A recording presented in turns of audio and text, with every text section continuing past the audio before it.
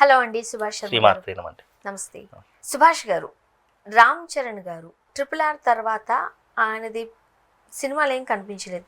చాలా పెద్ద హైప్ తో వచ్చిన గేమ్ చేంజర్ కూడా అట్టర్ ఫ్లాప్ అయింది. అది వాళ్ళు కూడా ఒప్పుకుని తీరాల్సిన పరిస్థితికి వెళ్ళిపోయింది.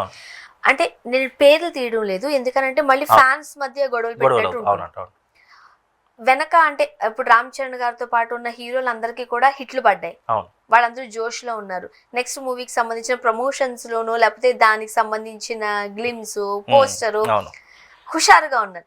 బట్ రామ్ చరణ్ గారు ఎందుకు ఎక్కడో కనిపించట్లేదు. ఏవో చేస్తున్నారు అంటారు కదా, దానికి సంబంధించిన అప్డేట్ కూడా క్లియర్ గా రావట్లేదు. సార్, రామ్ చరణ్ గారికి ప్రస్తుతం జాతకం బాగాలేదను, లేకపోతే ఏమంటారు గ్రహాలు అనుకూలించట్లేదను రకరకాలుగా. ఇక్కడ ఎప్పుడైనా సినిమా ఇండస్ట్రీలో ఒక వ్యక్తి మీద ఆధారపడు, లేదా ఒక హీరో మీద ఆధారపడు, ఒక డైరెక్టర్ మీద ఆధారపడు, ఒక ప్రొడ్యూసర్ మీద ఆధారపడు, సినిమా అనేది జాతకం మీద ఆధారపడు ఉండదు. చాలా మట్టుకు ఏమంటారంటే రామ్ చరణ్ గారి జాతకం అయిపోయింది, ఇక అతనికి ఫ్లాప్సే, లేదు అయితే హిట్టు కొట్టలేడు, ఇవన్నీ కూడా బూటకపు మాటలు, నాటకపు మాటలు, ప్రజలందరినీ మభ్యపెట్టే మాటలు.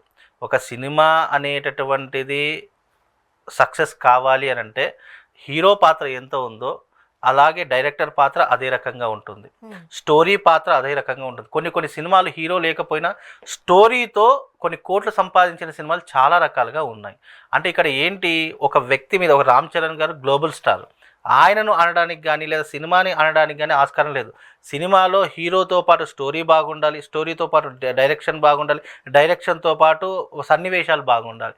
ఏదైనా సినిమాని సినిమాలాగానే చూడాలి తప్ప ఇందులో రామ్ చరణ్ గారికి ఫ్లాప్ ఆయన తీస్తే ఇప్పుడు ఎంత పెద్ద హీరో అయినా ఫ్లాప్ లేకుండా ఏ హీరో ఉండడు. అది హీరో తప్పో లేదంటే స్టోరీ తప్పో అనేది, ఆ సినిమాలో దమ్ము లేకపోయినా, ఆ సినిమాలో ఎంటర్టైన్మెంట్ లేకపోయినా ఎవరు ఆదరించరు. సినిమా అనేటటువంటిది కేవలం ఎంటర్టైన్మెంట్ మాత్రమే. మనిషి సినిమాకి ఎందుకు వెళ్తాడు? 10 నిమిషాలు నవ్వుకోవడానికో, 10 నిమిషాలు హ్యాపీగా రిలాక్స్ కావడానికో వెళ్తాడు. అలాంటి రిలాక్సేషన్ లేదు, ఆ సినిమాలో అసలు ఏమీ స్టోరీయే లేదు అనుకున్నప్పుడు ఎవరూ ఆదరించరు. అది రామ్ చరణ్ అయినా సరే, చిరంజీవి అయినా సరే, రజనీకాంత్ అయినా సరే, ఎప్పుడైనా సినిమాలో స్టోరీలో నిజంగా దమ్ముంది, నిజంగా ఈ స్టోరీ మనకు కనెక్ట్ అయ్యింది అని అనుకుంటే అది చిన్న సినిమా అయినా సరే సూపర్ డూపర్ హిట్ అవుతుంది. ఇక్కడ రామ్ చరణ్ గారు అనడానికి ఆస్కారం లేదు. ఆయన గ్లోబల్ స్టారు. ఆయన ఒక మనిషిని, ఒక హీరోని ఎలా వాడుకోవాలో డైరెక్టర్కి తెలిసినంత ఇంకెవరికి తెలియదు. మనలో ఏ యాంగిల్ని ఎలా వాడుకోవాలనేటటువంటి ఆయనకు తెలియనప్పుడు రామ్ చరణ్ గారిని ప్రయోజనం లేదు కదా. ఒక వ్యక్తి, ఒక హీరో కానీ, ఒక ఆర్టిస్టులు కానీ, డైరెక్టర్ ఏది చెప్తే అదే చేస్తాడు తప్ప అక్కడ డిఫాల్ట్ అయితే నేను డైరెక్టర్దే అని చెప్తాను. ఎందుకంటే డైరెక్టర్లో దమ్ముందంటే ఏ సినిమా కూడా సూపర్ డూపర్ హిట్గా ఆడుతుంది. కానీ ఒక కథ వినేటప్పుడు మన గ్రహస్థితో లేకపోతే మన జాతకం సరిగ్గా లేదనుకోండి, అన్నిటికీ యాక్సెప్ట్ చేస్తారని కూడా అంటారు. ఇప్పుడు ఇన్ని సినిమాలు చేసిన గ్లోబల్ స్టార్ కి ఆ కథ ఏంటి అది అర్థం కాలేదంటారా? లేదండి, ఇక్కడ దీంట్లో 2 విషయాలు అర్థం చేసుకోవాలి. ఎందుకంటే నేను సినిమా రంగంలో ఉన్నాను కాబట్టి ఇక్కడ 2 విషయాలు అర్థం చేసుకోవాలి. మనం కథ చెప్పేటప్పుడు ఒక రకంగా ఉంటుంది, ఒకలాగా చెప్తారు, తెర మీదకి వచ్చేసరికి అది వేరే రకంగా మారిపోతుంది. మీరు ఏ సినిమా అయినా తీసుకోండి, ఏదైనా ఒక డైరెక్టర్ కానీ, ఒక హీరో కానీ సూపర్ డూపర్ హిట్గా ఆడుతుంది అనే వర్షన్లోనే తీస్తారు. ఏ డైరెక్టర్ అయినా, ఏ హీరో అయినా ఇది ఫెయిల్ అవుతుంది అని సినిమా రంగంలో అడుగు పెట్టాడు. ప్రొడ్యూసర్ కూడా నాకు డబ్బులు బాగా వస్తాయి అని చెప్పేసి డబ్బులు పెడతారు, కానీ డబ్బులు పోతాయని ఎవరు పెట్టరు కదా. పోతుంది అని తెలిస్తే నేనే పెట్టను. కాబట్టి ఇది కథ తప్పో లేదు అంటే చెప్పే విధానం తప్పో కాదు. ఇక్కడ చెప్పేటప్పుడు ఒకలాగా మనకు చూపిస్తారు, తీసేటప్పుడు అది వేరే రకంగా మారిపోతుంది. తీసేటప్పుడు ఏమవుతుంది, మళ్ళీ అది బాగాలేదు, ఇది బాగాలేదు, అందరూ వేలు పెట్టేస్తుంటారు ఒక స్టోరీలో. కాబట్టి ఏ సినిమాకైనా ఒక డైరెక్షన్ కానీ, ఒక హీరోకి కానీ వాళ్ళు ఒకటి నమ్మి తీస్తున్నారు అని అంటే అయితే దాంట్లో కథ లోపమైనా ఉండాలి, లేదా ఆర్టిస్టుల యొక్క తీరు అయినా బాగుండకపోయినా ఉండాలి. ఒక సినిమా సక్సెస్ కావాలి అంటే కేవలం ఒక వ్యక్తి మీద ఆధారపడి ఉండదండి, అది హోల్ యూనిట్ మీద ఆధారపడి ఉంటుంది. ఏదైనా ఒక సినిమా కానీ, ఒక ప్రోగ్రామ్ కానీ డిజైన్ చేయాలి, అది అవుట్పుట్ తీసుకురావాలి అని అంటే కనుక అది అందరు కలిసికట్టుగా శ్రమ పెట్టి చేయవలసినటువంటి విధానం. అది ఇండస్ట్రీలో ఈ మధ్య కాలంలో రాజకీయాలు విపరీతంగా పెరిగిపోయాయండి. మెయిన్ కారణం కూడా అదే. అంటే చాలా మందికి ఈ స్టోరీస్ చెప్పేటప్పుడు కానీ, గురుగారు ఇది అనుకుంటున్నాం ఎలా ఉంటుందని అడుగుతారు. లేదండి కొంత ప్రొడ్యూసర్ ఈ సినిమాకి నేను పెట్టాలి అని అనుకుంటున్నాను, మరి పెడితే నా రిటర్న్స్ నాకు వస్తాయా లేదా. ఎందుకంటే చాలామంది ఏమనుకుంటారంటే సినిమా వాళ్ళకి నమ్మకాలు ఉండవండి, దేవుడు అంటే భక్తి నేను ఈ మాట చెప్తున్నాను మీ మీడియా ద్వారా. నమ్మకాలు కానీ లేదు అనంటే గనక దేవుడి మీద భక్తి కానీ ఎక్కువగా ఉన్నటువంటి వాళ్ళు ఎవరైనా ఉన్నారంటే అది సినిమా ఇండస్ట్రీ, రాజకీయంలో ఉన్న వాళ్ళు. అవును, వాళ్ళకి చాలా సెంటిమెంట్లు ఉంటాయి కదా. చాలా ఉంటాయండి, ఒకటి కాదు, రెండు కాదు, 10 సెంటిమెంట్లు ఉంటాయి. కానీ మన ముందర వ్యక్తపరచరు, కానీ ఇన్బిల్ట్గా ఇన్నర్లో వాళ్ళకు చాలా సెంటిమెంట్లు ఉంటాయి. చాలా రకాలుగా ప్రతి ఒక్క పనిని తూచా తప్పకుండా టైం టు మినిట్ అన్ని చూసుకునే పాటించేటటువంటి వారు ఇండస్ట్రీలో చాలా మంది ఉన్నారు. కాకపోతే గ్రహ సంచారం అనేటటువంటిది కూడా దీనికి ఎంతో కొంత సహాయపడుతుంది.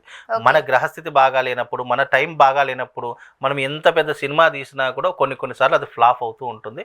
అది యూనిట్ ఒక ఆధారం చేసుకోవచ్చు, ప్లానటరీ పొజిషన్లో ఉన్నటువంటి గ్రహ సంచారం ద్వారా కూడా చేసుకోవచ్చేటటువంటి అవకాశాలు ఉంటాయి. ఎప్పుడైనా ఇండస్ట్రీలో ఒకరి మీద నింద వేయొద్దు అని నా ఉద్దేశం. ఎందుకంటే అది అందరూ కలిసికట్టుగా చేసేటటువంటి సినిమా. దాంట్లో ఏ ఒక్కరు వేలు పెట్టినా, ఏ రకంగా దాన్ని ఇలా కాదు అలా తీద్దామని చెప్పినా మొత్తం మళ్ళీ అక్కడ నుంచి సర్వనాశనం అయిపోతుంది. కాబట్టి గ్లోబల్ స్టార్ అయినటువంటి రామ్ చరణ్ గేమ్ చేంజర్ ఒక్కటే ఫ్లాప్ అయిందండి. ఫ్లాప్ అనుకునే దానికంటే సరే అతనికి మళ్ళీ ఇంకా నేర్చుకోవడానికి కొత్తదనం దొరికిందని ఆలోచించాలి తప్ప. ఎందుకు రామ్ చరణ్ గారు పక్క హీరోలతో కంపేర్ చేసుకుంటే ముందుకు దూసుకెళ్ళలేకపోతున్నారు? లేకపోతే శంకర్ గారు జాతకం బాగాలేదా? ఆయన సినిమాలు కూడా 1 by 1 ఫ్లాప్ అయిపోతున్నాయి. శంకర్ గారు తీసిన వరుస ఫ్లాప్లే ఉన్నాయండి, ఏవి కూడా హిట్ గా కనిపించట్లేదు. ప్లానటరీ పొజిషన్ ఎట్లా ఉందంటారు? ప్లానటరీ పొజిషన్ అనేటటువంటిది కాదు, కానీ డైరెక్షన్ లోపం అండి. ఇప్పుడు శంకర్ గారు తీసిన చాలా పెద్ద పెద్ద ఫిలిమ్స్ చాలా సూపర్ డూపర్ హిట్ అయ్యాయి, కానీ జనరేషన్ గ్యాప్, ఇప్పుడు ఆ జనరేషన్ కి ఈ జనరేషన్ చాలా వ్యత్యాసం ఉంది కదా.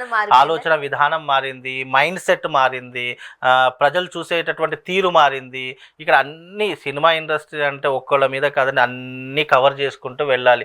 అన్ని కవర్ చేసుకుంటూ వెళ్తేనే ఒక సినిమా బయటకు వస్తే అరే పర్వాలేదు, ఒక యావరేజ్ స్టాక్ అన్న వస్తే అది ఎంతో కొంత ఒక ప్రొడ్యూసర్కి లాభాన్ని తెచ్చిపెడుతుంది తప్ప ఒక్కసారి దీంట్లో స్టోరీ లేదు ఏం లేదు అరే మనకి కనెక్ట్ కాలేదని చెప్పి ఒక్కసారి నెగిటివ్. ఇంకోటి ఏంటంటే ఈ మధ్యకాలంలో మీడియా వాళ్ళు కూడా చాలా రకాలుగా ఏంటంటే మనం హైప్ కావాలి లేదా మనకు రేటింగ్ రావాలి అనే ఉద్దేశంతో మంచి మంచి సినిమాలు కూడా తొక్కేస్తున్నారండి. ఇది చాలా మటుకు 100% బ్యాడ్ రివ్యూస్ కదండి. ఒక సినిమా ప్రమోషన్ కావాలి అంటే మెయిన్ పిల్లర్ మీడియా ప్రమోషన్స్ అండి. మీడియా ప్రమోషన్స్లోనే వాళ్ళు బ్యాడ్ రివ్యూ ఇవ్వడం కానివ్వండి, లేదా ఏదైనా ప్రమోషన్స్లో అడిగేటటువంటి విధానంలో కానీ చెప్పేటటువంటి విధానంలో కానీ కొన్ని వ్యంగ్యమైనటువంటి మాటలు మాట్లాడడం. సినిమాని సినిమా లాగానే చూడాలి. అందులో మీరు చాలా మట్టుకు గమనించి కొన్ని మీడియా ప్రమోషన్స్లో పర్సనల్ విషయాలు కూడా అడుగుతున్నారు. ఇది చాలా మట్టుకు ఎందుకు అవసరమో, మనం ఏ సబ్జెక్ట్కి వెళ్ళాము దాని గురించి మీరు ఇంకా అడగడానికి ప్రయత్నం చేస్తారు తప్ప ఇవన్నీ పర్సనల్ సినిమా ఫీల్డ్ కాస్త పర్సనల్ లైఫ్లోకి అడుగు పెడుతున్నది. ఇవన్నీ కొన్ని మానుకోవాలి. ఒక సినిమాని సినిమాలాగా నీకు నచ్చిందని చెప్పు, నచ్చలేదు అంతే తప్ప ఒక సినిమా ఫ్లాప్ అవుతుంది లేదంటే ఈ మధ్యకాలంలో పగలు పెట్టుకుంటున్నారు. మీడియాకు సినిమాకు చాలా పగలు పెరిగిపోయాయి. ఒక హీరో నచ్చకపోతే ఆ హీరో మీద ఎలాగైనా బురద చల్లాలి, లేదా ఆ హీరో సినిమా ఎలాగైనా సరే దిగజార్చాలి, లేదా అది హిట్ సినిమా అయినా దీన్ని ఫ్లాప్ అని చెప్పి వాళ్ళే ఒక 10 మందిని ఆర్టిస్టులు తీసుకొచ్చి ఇది ఫ్లాప్ అయింది అని చెప్పి మీడియా ముందర చెప్పి అదే రిలీజ్ అవుతుంది. మీరు ఒక సినిమా బాగుంది అనడానికి బాగలేదనడానికి ఒక్క వ్యక్తే 10 రివ్యూలు ఇస్తే ఏ దాన్ని మాటలు నమ్ముతారు? మౌత్ పబ్లిసిటీ ఎక్కువైపోయింది. మీడియాలో ఈ పగలు ప్రతీకారాలు పెంచేసుకుంటున్నారు. అందరికీ ఈర్ష్య ద్వేషాలు అసూయలు ఈగోలు పెరిగిపోయాయి. కాబట్టి ఈ సినిమా ఇండస్ట్రీ ఒక సముద్రం అండి. ఆ సముద్రంలో ఎంత కిందికి వెళ్తే ఇంకా సముద్రం లోతు తెలుస్తూనే ఉంటుంది. కాబట్టి చూద్దాం. ఇది సినిమా ఇండస్ట్రీ అనేటటువంటిది ఒక వ్యక్తి మీద బురద వెళ్ళడానికి లేదు, ఇది అందరి పర్యవేక్షణలో వస్తుంది. కాబట్టి ఇండస్ట్రీలో హిట్ అయినా ఫ్లాప్ అయినా ఇది ముగ్గురు వ్యక్తుల మీద ప్రధానంగా మార్పు చూపిస్తుంది. ఒకటి ప్రొడ్యూసర్, డైరెక్టర్, హీరో, వీళ్ళిద్దరు ముగ్గురు మీద ప్రభావం చూపిస్తుందమ్మా. Thank you so much.